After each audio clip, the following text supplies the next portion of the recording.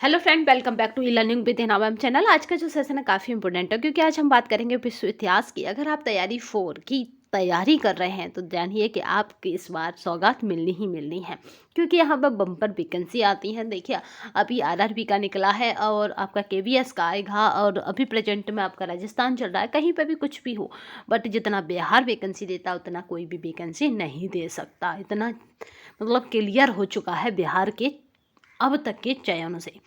इतना फास्ट और इतना बम्पर वैकेंसियों की सौगात लेके कोई राज्य नहीं आ पाया है। तो चलिए यहाँ पे बात कर लेते हैं विश्व इतिहास की, क्योंकि आप अगर अगर आप 1 to 5 देते हैं, चाहे आप 6 to 8 देते हैं, चाहे आप 9 to 10 देते हैं, या कहें मैं 11 to 12 देते हैं, कुछ भी दे लीजिए, बिहार में यहाँ पे विश्व इतिहास के आपको 2 से 5 क्वेश्चन तक देखने को मिल जाते हैं। चलिए तो यहाँ पे देख लेते हैं क्या है इसका विश्व इतिहास में क्या है मोस्ट इम्पोर्टेंट फैक्ट, और हम आपको ये पूरी बुक कवर कराएंगे फिर पीडीएफ के साथ, क्योंकि ये पीडीएफ आपको हमारे टेलीग्राम पर मिल जाया करेगा, और जो आपको इसका लेक्चर होगा वो चलते फिरते आप सुनते जाया करेंगे। तो इससे आपका क्या होगा, दोनों चीज़ कवर हो जाएंगी। यानी विश्व इतिहास आपका इतना मजबूत हो जाएगा, इतना अच्छा हो जाएगा कि आप 5 क्वेश्चनों में से 4 करके ही आएंगे, छोड़ के नहीं आएंगे। तो चलिए यहाँ पे देख लेते हैं। आर्या प्रकाशन की है ये बुक।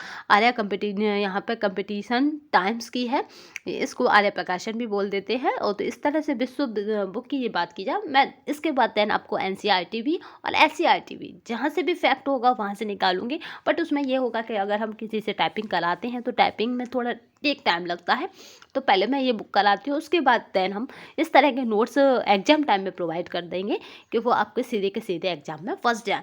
तो चलिए यहाँ पे देख लेते हैं ये श्रृंखला को। अभी मैंने फाइल फैक्ट लिया, अगर आपको अच्छा लगे तो कमेंट बॉक्स में ज़रूर बताइएगा। इस किताब की केवल फाइल फैक्ट को लिया है, देन मैं इसको पूरा कराने का आपकी तैयारी में हूँ। इसको कराने के बाद हम फिर क्या करेंगे, नोट्सों की एक श्रृंखला लाएंगे जो सीधे के सीधे आपके पेपर में आपको ऐसे ही मिलेंगे। उनमें नोट्सों में काफ़ी मेहनत लगेगा, क्योंकि मुझे पूरा अवलोकन देखना पड़ेगा। देन उसके बाद अब तक की तैयारी के देखने पड़ेंगे कि किस तरह के आपकी मतलब नीड रही है, किस तरह के क्वेश्चन बनते रहे हैं, किस तरह की उनकी फॉर्मेशन रही है, यानी बनने का क्वेश्चनों को पूछने का तरीका क्या रहा है, ये सब देखना पड़ेगा। तो उसमें टाइम लगता है। तो यहाँ पे देखिए, बहुत आज मैं एक लाइव सेशन रख सकती हूँ जिसमें मैं आपको बताऊंगी कि क्या आपको करना चाहिए, क्योंकि अदर अदर राज्यों से वैकेंसी आ चुकी है और आप में इस तरह एक भटकाव हो रहा होगा, एक इस तरह से आपके दिमाग में भी मतलब बहुत ज़्यादा कसमकस हो रही होगी कि कहाँ तैयारी करें, क्योंकि कुछ कुछ चेंजेस हर राज्य के पैटर्न में है। मैं सेम नहीं कह सकती, हाँ सेम हो सकता है, आपका चूज वाला सब्जेक्ट सेम हो सकता है, जैसे एसएसटी वाले उनका जीएस वाला पार्ट या जी जो आपका एसएसटी का जो बनता है वो पार्ट सेम हो सकता है साइंस वाला, बट अदर राज्यों की अदर नीड है, तो इस तरह से वहाँ पे कुछ चेंजेस हैं।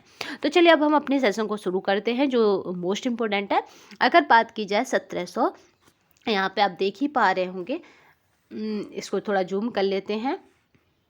1779 की यानी 1769 की अगर हम बात की जाए तो पूछा जाता है कि इसमें क्या हुआ था, तो आप याद करेंगे 15 अगस्त कोर्सिका द्वीप पे नेपोलियन बोनापार्ट का जन्म हुआ था। आज हम जो फैक्ट फाइल देख रहे हैं वो भी बता देती हूँ किसकी है, देन थंबनेल में आपको मिलेगी, वो है हमारी नेपोलियन की। ठीक है, नेपोलियन की आज हम फैक्ट फाइल देख रहे हैं। अगर आपको ये फाइल पसंद आए और आपको मतलब इस फाइल को रीड करना हो तो आप हमारे टेलीग्राम चैनल को ज्वाइन कर लीजिएगा। टेलीग्राम चैनल की जो लिंक होगी ना वो इसी वीडियो के डिस्क्रिप्शन बॉक्स में आपको मिल जाएगी।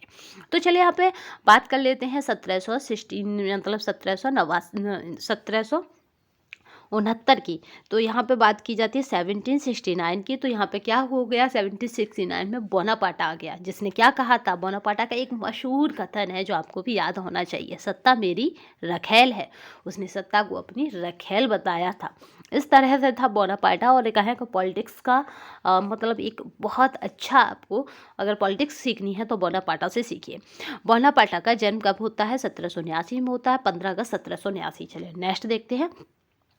और बोनापार्टा ने ही, याद रखिएगा, फ्रांस को देखकर कहा था कि अब मैं उपयुक्त समय पे आया हूँ, नाशपाती पक चुकी है। ये भी बोनापार्टा का कथन है। तो आप हमें कमेंट बॉक्स में बताएंगे कि हम इस बुक को पूरा लगाने के बाद देन आपको नोट्स भी प्रोवाइड कराएंगे, ऐसे नोट्स जो सीधे सीधे एग्जाम में फंसेंगे। अगर बात की जाए 1797 की, तो यहाँ पे फ्रांस और ऑस्ट्रिया के मध्य कोफोफोर्मिया की संधि हुई। पूछा जाता है, देखिए क्वेश्चन के नेचर किस तरह से बनेगा। कोफोफोर्मिया की संधि हुई किसके मध्य, तो आप बताएंगे फ्रांस और ऑस्ट्रिया के मध्य। थोड़ा सा मेहनत लगेगा, टेकिंग टाइम लगेगा, बट देखेंगे जैसे मैंने श्रृंखला कराई उससे बनने वाले जितने भी एमसीक्यू टाइप फॉर्मेट के वाले क्वेश्चन होंगे वो मैं भी आपको करा दूंगी। देखिए इसे यहाँ पे 2 क्वेश्चन बनना है। देखिए पहला बोल रहा है कोफोफोर्मिया की संधि कब हुई, तो आपको बताना है 1797 में, ठीक है, 1797 में। बस आपको यहाँ पर 9 का अंक याद रखना है। देन उसके बाद एक और क्वेश्चन बनता है कि कोफोफोर्मिया की संधि किसके मध्य हुई, तो आप बताएंगे फ्रांस और ऑस्ट्रिया के मध्य हुई। फ्रांस और ऑस्ट्रिया के मध्य हुई। ये ऑस्ट्रेलिया नहीं है, आप याद रखेंगे ऑस्ट्रिया है। कभी भी मैं इसका मैप करा दूंगी आपको। ये ऑस्ट्रेलिया और ऑस्ट्रिया को बहुत क्लियरली दिखाया गया है कि कितना इनमें डिस्टेंस है या कहाँ कहाँ पर है। चलिए नेक्स्ट बात करते हैं यहाँ पे 1798 की। तो मई में नेपोलियन बोनापार्टा का मिस्र अभियान प्रारंभ, जो मई है उसमें क्या हुआ था, नेपोलियन बोनापार्टा का मिस्र अभियान प्रारंभ तथा पिरामिडों की लड़ाई में नेपोलियन बोनापार्टा ने मिस्र की सेना को हराया था। ठीक है, याद रखिएगा पिरामिड की लड़ाई में कौन जीता था, इस तरह से आ सकता है। तो पिरामिडों की लड़ाई में नेपोलियन बोनापार्टा जीता था, जिसने मिस्र की सेना को हराया था। और पूछा भी जा सकता है कि मतलब 1700 यहाँ पे 98 में मई में नेपोलियन बोनापार्टा का मिस्र अभियान प्रारंभ हुआ था। यानी मिस्र अभियान किसने प्रारंभ किया था, तो नेपोलियन बोनापार्टा ने। मिस्र अभियान कब प्रारंभ हुआ था, तो 1700 यहाँ पे 98 में, ठीक है, 1798 में। मिस्र अभियान की प्रारंभिक तिथि क्या थी, तो मई 1700 यहाँ पे 98। तो इस तरह से आपको याद रखना है। इससे 3 या 4 क्वेश्चन इस तरह फॉर्मेट हो सकते हैं। मैं कोशिश करूंगी कि इसी फॉर्मेट में मैं आपको एमसीक्यू टाइप क्वेश्चन प्रैक्टिस के लिए दे सकूं। चलिए नेक्स्ट देखते हैं। यहाँ पे 1700 यहाँ पे याद रखिएगा 1798 की बात की जाती है। तो नील के युद्ध में नेल्सन के नेतृत्व में इंग्लैंड ने फ्रांस को हराया था। पूछा जाता है कि नील के युद्ध में नेल्सन के नेतृत्व में कौन हारा था, तो कौन हारा था, तो फ्रांस हारा था। किसके, तो यहाँ पे नेतृत्व में इंग्लैंड ने फ्रांस को हराया था। 1799 की बात की जाती है तो ब्लूमेयर का राज्य परिवर्तन कौशल शासन, जो 1799 से 1804 तक चला, व्यवस्था शुरू हुई। नेपोलियन बोनापार्टा प्रथम कौशल यहाँ पे कौशल बना, ठीक है। पूछा जाता नेपोलियन बोनापार्टा का राज्याभिषेक हुआ था तो 1804 में, या वो कहेंगे फ्रांस का राजा बना था 1804 में। नेपोलियन बोनापार्टा की संहिता कब लागू हुई थी, तो 1804 में। क्वेश्चन का फॉर्मेट कैसे भी हो आपको आंसर इसी तरह देना है। तो चलिए नेक्स्ट देखते हैं। 1801 की बात की जाती है। नेपोलियन बोनापार्टा पॉप के साथ धार्मिक समझौता तथा कोकोर्डा, ठीक है, धार्मिक समझौता क्यों का नाम, क्या नाम दिया गया है यहाँ पे, कोकोंडा, या फिर इसका फॉर्मेट इस तरह से भी आ सकता है कि यहाँ पर रा नहीं उड़ रहा होगा, कहीं कहीं पे कोकोंडा दिखा रहता है, ठीक है। तो यहाँ पे बस आपको याद रखना, ये ज़्यादा मोस्ट इम्पोर्टेंट फैक्ट नहीं है। बट 1802 फ्रांस तथा ब्रिटेन के बीच आमिया की संधि, ये इम्पोर्टेंट है आपका। आमिया की संधि, आमिया की संधि क्या है, तो फ्रांस तथा ब्रिटेन के बीच होने वाली संधि या समझौता है। कब हुआ था, 1802 में। इस तरह से आपको याद रखना है। फ्रांस में नेपोलियन विधि संहिता, तो आप बताएंगे, मैंने अभी बताया था विधि संहिता 1804 में, जिसको फ्रांस में नेपोलियन विधि संहिता कहते हैं, क्योंकि नेपोलियन के राज्य मतलब राजा बनने के बाद, या कहें कि फ्रांस जब नेपोलियन के पूरी तरह अधिकार में आ गया उसके बाद ये लागू हुई थी। आपको कुछ टाइम बाद हम फ्रांस जो नेपोलियन है उसकी क्या करा देंगे, विधि संहिता भी करा देंगे, जिसके 4 से 5 फैक्ट हैं जो हो सकता है कोई परीक्षा की दृष्टि से इम्पोर्टेंट हो। 1804 में नोत्रदाम के चर्च में पूछा जाता है 1804 में नोत्रधाम के चर्च में नेपोलियन बोनापार्टा का राजाभिषेक होता है। 1805 की बात की जाती है तो यहाँ पे है ट्राफलगर के युद्ध में इंग्लैंड ने फ्रांस को हराया तथा सेनापति नेल्सन की मृत्यु हुई। आपको इसके साथ ही मैं एनसीईआरटी करा दूंगी जिसमें पूरा की पूरा आपका यूरोपीय स्वतंत्रता संग्राम दे रखा है। 1805 की अगर बात की जाए तो यहाँ पे ऑस्ट्रेलिस्ट के युद्ध में नेपोलियन बोनापार्टा ने ऑस्ट्रिया एवं रूस की संयुक्त सेना को हराया था। पूछा जाता है बोनापार्टा ने ऑस्ट्रिया और रूस की संयुक्त सेना को कब हराया था, तो आप बताएंगे 1805 में।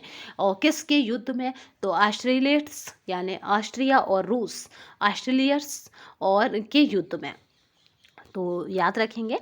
1806 की अगर बात की जाए तो बर्लिन आज्ञापति द्वारा महाद्वीपीय व्यवस्था शुरू की गई। 1807 में यहाँ पे फिनलैंड के युद्ध में रूस पराजित हुआ। मैंने आपको फैक्ट फाइल इसलिए कराई है क्योंकि आपका जो बिहार है बीपीएससी है, हम बीपीएससी को ही लेके कवर चलेंगे।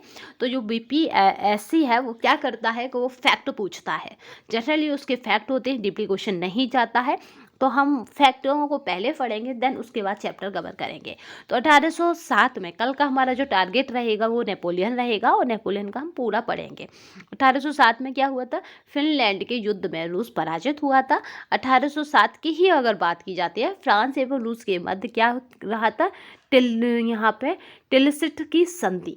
ये कभी कभी शब्द आता है तो समझ में नहीं आता कि इसमें पूछ क्या रहा है, तो आप बताएंगे टिलसिट की संधि 1807 में। 1813 की बात की जाती है तो लिपजिंग में राष्ट्रों का युद्ध तथा नेपोलियन बोनापार्टा की पराजय हुई। यहाँ से हर चीज़ देखिए अपने समय पर बढ़ती है, घटती है और पुनर्जीवित होती है। तो इसीलिए 1813 में क्या होता है, लिपजिंग में पूछा जाता है राष्ट्रों का युद्ध तथा नेपोलियन बोनापार्टा की पराजय हो गई।